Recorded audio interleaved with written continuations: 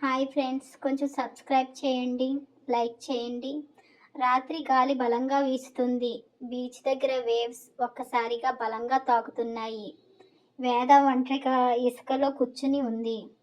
చేతిలో ఫోన్, కానీ మనసు ఎక్కడో. ఆశిష్ మాటలు ఇంకా చెవులో ఉన్నాయి. నువ్వు వదలలేంది నిన్ను డిస్ట్రాక్ట్ చేస్తుంది. వేద కళ్ళల్లో నీళ్లు మెరుస్తున్నాయి. ఇది ప్రేమ లేక తప్ప అని తనలో తానే అనుకుంటుంది. అక్కడే కూర్చుని సముద్రం చూస్తూ ఒక్కసారిగా ఆమెకు తన చిన్ననాటి జ్ఞాపకాలు గుర్తొచ్చింది. పెద్ద ఇల్లు, లగ్జరీ లైఫ్. తన తండ్రి చాలా పవర్ఫుల్ మ్యాన్. కానీ ఆ ఇంట్లో శాంతి లేదు. ఒకరోజు గొడవ, అమ్మ కన్నీళ్ళు. చిన్న వేద కోణంలో నిలబడి చూస్తుంది. ఇక్కడ ఉండలేను అని తల్లి చెప్పిన రోజు వాళ్ళిద్దరూ ఆ ఇంటి నుంచి వచ్చారు. ఆ రోజు నుంచి వేద జీవితంలో ఒక ఖాళీ. Back to present. వేద డీప్ బ్రీత్ తీసుకుంది. నేను ఇలా కన్ఫ్యూజన్గా ఉండలేను అనుకుంది. ఇప్పటి వరకు ఆమె తన తండ్రిని అవాయిడ్ చేసింది. కానీ ఇప్పుడు అతడే ఆన్సర్ ఇవ్వగలడు. అతన్ని అడగాలి అని నిర్ణయం తీసుకుంది. ఇంటికి వెళ్ళాక వేద తల్లి లక్ష్మి ఆమెను గమనించింది. ఎక్కడికి వెళ్ళావు, ఇంత లేట్ అయింది?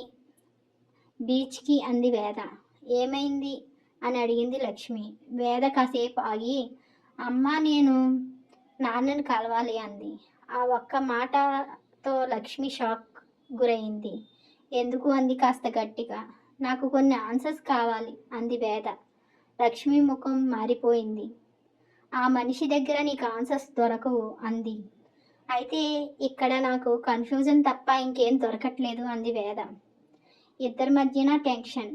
రాత్రి వేద ఫోన్ తీసుకుని ఎన్నో ఏళ్ళ తర్వాత తన తండ్రి నెంబర్ సెర్చ్ చేసింది. చేతులు వణికాయి. కాల్ బటన్ దగ్గర ఆగింది. ఇది సరైన నిర్ణయమా అని తనలో తాను అనుకుంది. కానీ గుండె మాత్రం అంగీకరించట్లేదు. ఇప్పుడు కాల్ చేస్తే అన్నీ మారిపోతాయేమో అనిపించింది. ఆమె కళ్ళు మూసుకుంది. ఒక డీప్ బ్రీత్ తీసుకుంది.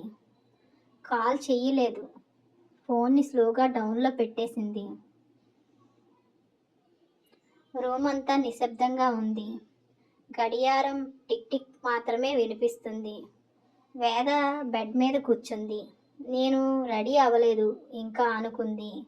అప్పుడే ఒక ఫోన్ మోగింది. స్క్రీన్ మీద పేరు ఆశిష్ కాలింగ్ అని వచ్చింది. వేద కాసేపు ఆలోచించింది. తర్వాత కాల్ లిఫ్ట్ చేసింది. హలో అంది నెమ్మదిగా. ఇంకా నిద్రపోలేదా అన్నాడు ఆశిష్ కామ్ వాయిస్లో. లేదు అంది వేద. గెస్ చేశాను, నువ్వు ఓవర్ థింక్ చేస్తావు అన్నాడు. వేద చిన్నగా నవ్వింది. నువ్వు ఎలా అర్థం చేసుకున్నావు ఇలా అంది. బికాజ్ నేను కూడా అదే పాస్లో ఉన్నాను ఒకప్పుడు అన్నాడు. ఏం పాస్ అని అంది వేద. రైట్ పర్సన్ రాంగ్ టైం అన్నాడు. వేద సైలెంట్ అయ్యింది. నువ్వు చెప్పిన మాట ఇంకా మైండ్లో ఉంది అంది వేద. ఏంది అన్నాడు ఆశిష్. నువ్వు వదలలేనిది నిన్ను డిస్ట్రాయ్ చేస్తుంది అన్నావు చూడు అంది. ఆశిష్ కాసేపు సైలెంట్గా, అది ట్రూత్, కానీ డెసిషన్ మాత్రం నీదే అన్నాడు. కొన్ని సెకండ్ల సైలెన్స్ తర్వాత ఆశిష్ రేపు కలుద్దామా అని అడిగాడు. వేద హెజిటేట్ అయ్యింది. ఎందుకు అంది.